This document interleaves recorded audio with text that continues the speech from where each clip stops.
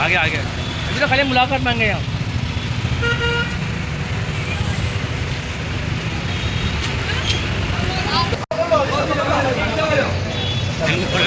भाई आगे से हटियो, भाई आगे से हटियो,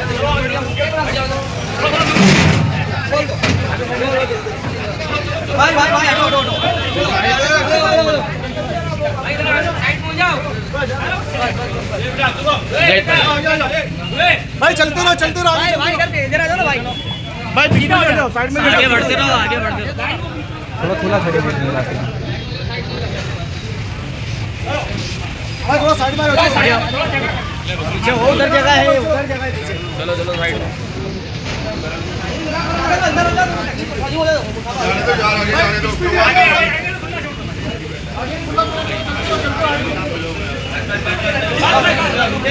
बस रुक जाओ बस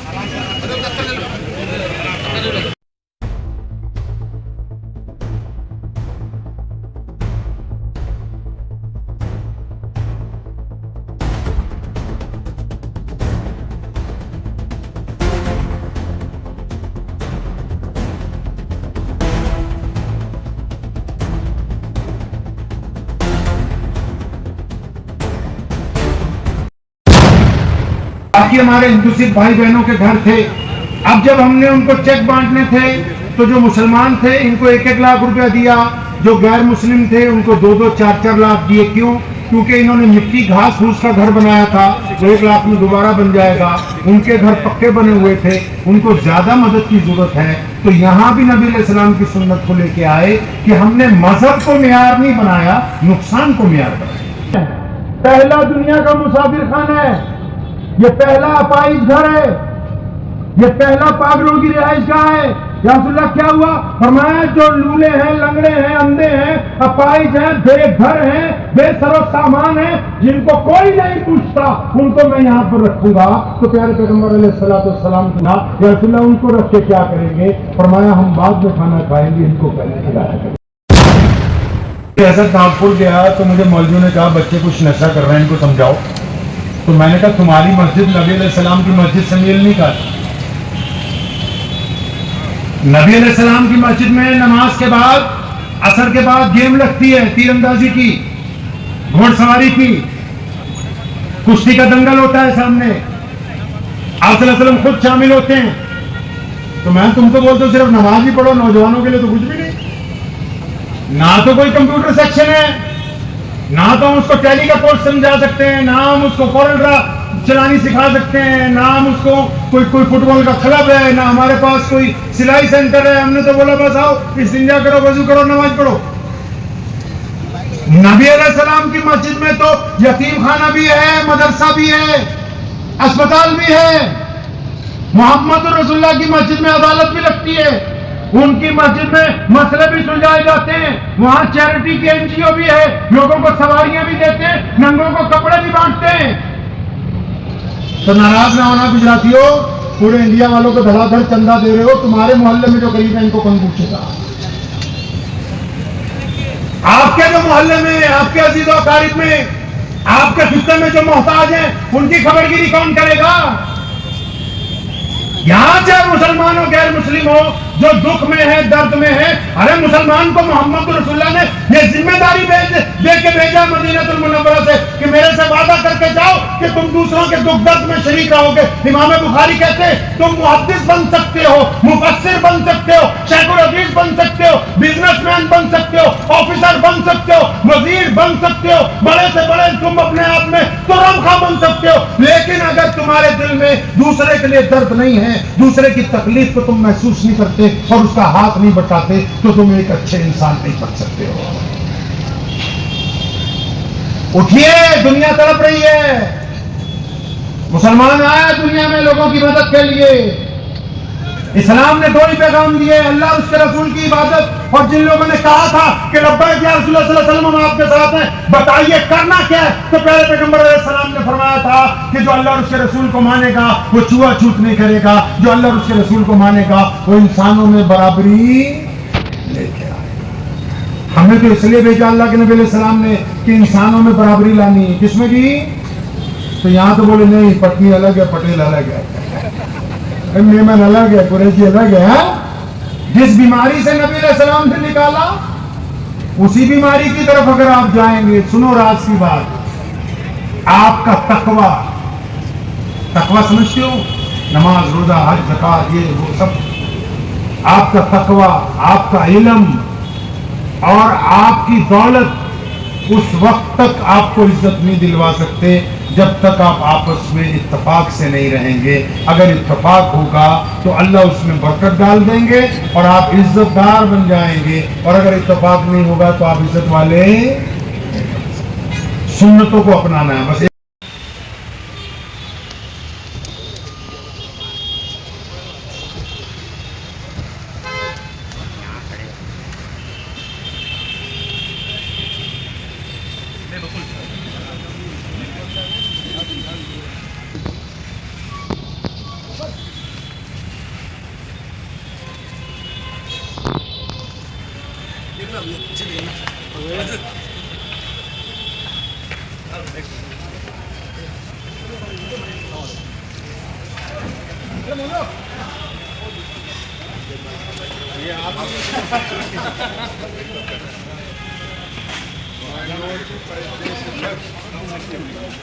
अरे आम आदमी पार्टी में हो, तुम्हारी हमारे तो सरकार है उनकी।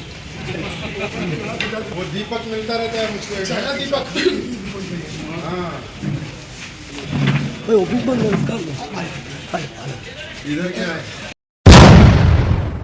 क्या है?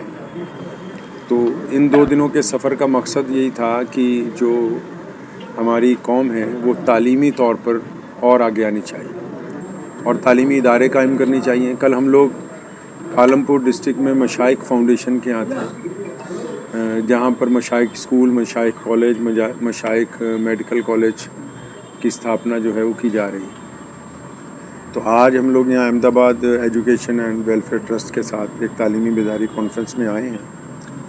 तालीम जो है वो इसलिए सबसे ज़्यादा ज़रूरी है कि आप हलाल और हराम की तमीज़ कर सकें और एक अच्छी ज़िंदगी गुजारने का तरीका जो है वो आपके पास आ सके। तो ये 2 दिन का सफ़र जो था वो सिर्फ़ तालीमी सरगर्मियों को अप्रिशिएट करने के लिए और ऐसे लोगों की हौसला अफजाई करने के लिए जो चाहते हैं कि ख़ुद भी पढ़ें और दूसरों को भी पढ़ाएं। तो मुझे लगा है कि इन 2 दिनों में हम लोग अपने मकसद में काफ़ी हद तक कामयाब हुए और बहुत सारे ऐसे लोगों से मुलाकात भी हुई। हमारा असल में जो बुनियादी काम है वो नबी अलैहिस्सलाम की जो सुन्नतें हैं उसके मुताबिक मुसलमानों को इस बात पर कारबंद करना कि वो अपने तमाम काम जो है हुज़ूर सल्लल्लाहु अलैहि वसल्लम की सुन्नत के मुताबिक करें। तो आप सल्लल्लाहु अलैहि वसल्लम जिस तालीम की बात करते हैं उस तालीम में ईमानदारी है। हुज़ूर सल्लल्लाहु अलैहि वसल्लम ने जिस तालीम का रवाज डाला है उसमें रवादारी है, हमदर्दी है, खुलूस है, प्यार है, मोहब्बत है। तो हम ये चाहते हैं कि जो प्रोफेशनल एजुकेशन का सिस्टम पूरी दुनिया में चल रहा है तो उसके साथ मजहबी तालीम जो है उसका होना निहायत ज़रूरी है। आप देख रहे हैं कि पूरे मुल्क में भी बाहर भी ओल्ड होम का एक सिलसिला जो है वो चल पड़ा है। ये पहले भी होता था, लेकिन पहले ही उन लोगों के लिए होता था जिनके माँ बाप नहीं होते थे या किसी हादसे में कोई एक आदमी घर में रह गया तो उसके लिए था कि चलो ज़िंदगी का आखिरी वक्त। लेकिन आजकल हम लोग देखते हैं कि अच्छे पढ़े लिखे जो परिवार हैं उनमें भी जो लोग ज़ईफ़ हो जाते हैं तो उनको लोग ओल्ड होम तक पहुँचा रहे हैं। तो इसमें 2 बातें कि जो अंग्रेज़ों ने हमें तालीम का निज़ाम दिया है वो प्रोफेशनल है और दीन ने जो हमें तालीम का निज़ाम दिया है वो सामाजिक है। अब दोनों तालीमों में फ़र्क ये है कि प्रोफेशनल तालीम में आपको ये बताया जा रहा है कि आप ये कोर्स करेंगे तो इतने लाख रुपए का पैकेज मिलेगा, ये करेंगे तो इतने लाख का। लेकिन उस तालीम में ना माँ बाप की इताअत है, ना हमदर्दी है, ना बड़ों का प्यार है, ना छोटों के साथ मोहब्बत है, ना ही अपने साथी के साथ वफादारी। हम लोग, मैं क्योंकि पंजाब से आया हूँ तो अक्सर हम लोग वहाँ मुसलमान, सिख और हिंदू भाई मिल के ज़्यादातर हम लोग एक्टिविटीज़ मिल के ही करते हैं। तो हम लोगों ने जो पिछले 10 साल में इस बात को महसूस किया कि चाहे मुसलमान हो या हिंदू हो या सिख हो या कोई भी धर्म के लोग हों, अगर वो अपने बच्चों को प्रोफेशनल एजुकेशन के साथ अपने धर्म की शिक्षा दे रहे हैं तब तो वो रिटायरमेंट के बाद एक अच्छे शहरी की तरह अपनी कोठी में, अपने घर में अपना जीवन व्यतीत कर रहे हैं। अगर वो सिर्फ अपने बच्चों को प्रोफेशनल एजुकेशन देते हैं और उनको कोई भी मज़हब का हवा नहीं लगने देते तो वही बच्चे जिन पर उन्होंने अपनी ज़िंदगी निछावर की है उनको ओल्ड होम में उठा के इसमें फ़र्क ये है क्योंकि जो दीन की तालीम है मज़हब की, वो इसी बच्चे को, जो इस बच्चे को आपने प्रोफेशनल डॉक्टर बनाया या इंजीनियर बनाया या IAS बनाया या उसको मिनिस्टर बना दिया या बिलीनियर बना दिया है, तो ये जो प्रोफेशनल तालीम ने उसको रुतबा दिया है, तो इस रुतबे में जो ईमानदारी और हमदर्दी, ये दो चीज़ें ज़रूरी होती हैं। ये तो मज़हब ही पैदा करता। उस फ़न के साथ ज़रूरी था कि वो पैसे में हलाल हराम की तमीज़ रखता, और उस फ़न के साथ ज़रूरी था कि वो उस पैसे के ज़रिए लोगों के साथ हमदर्दी का।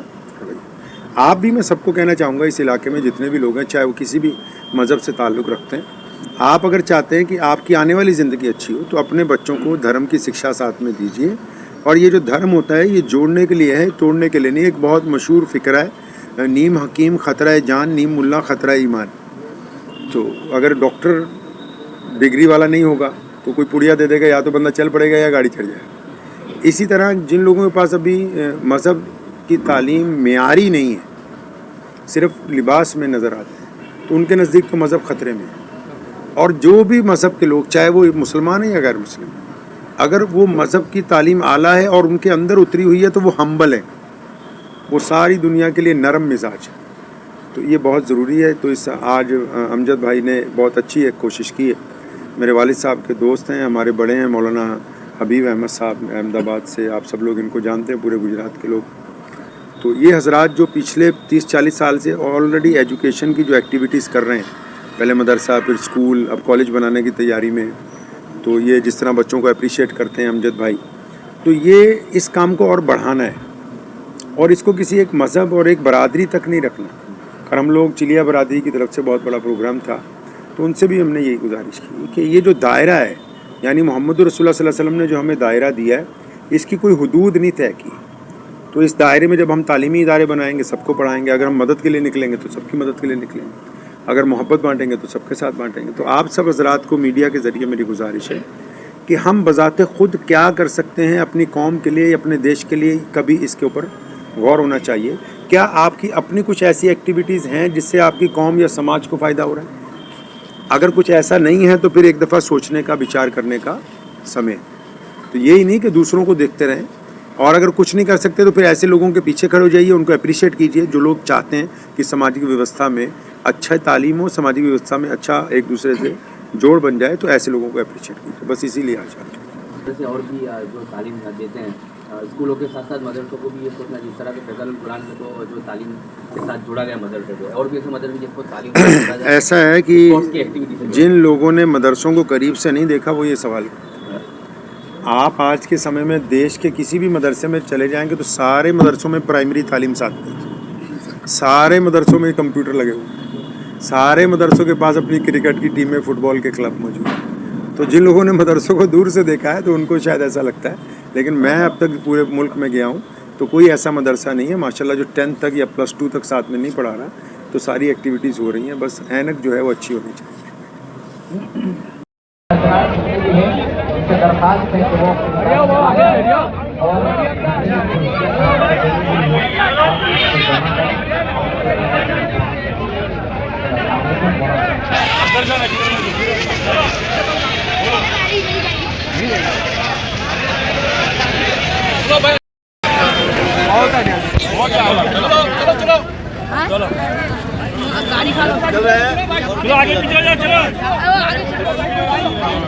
गाड़ी से दूर रखो सबको, दूर रहो गाड़ी से। गाड़ी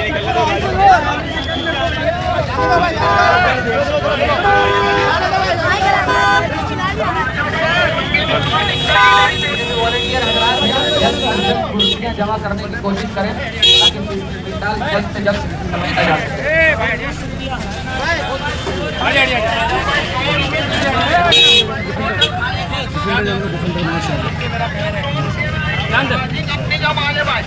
एक बार लगाओगे दिन में 10 लोग तारीफ करेंगे, वो क्वालिटी का अफसर आएगा भाई। व्हाइट होना आएगा, केसर गुलाब आएगा, ब्लू डायमंड आएगा, जमजम आएगा, मदीना आएगा भाई। अल्हम्दुलिल्लाह। आप तक समाचार हमेशा रखे आपको आगे।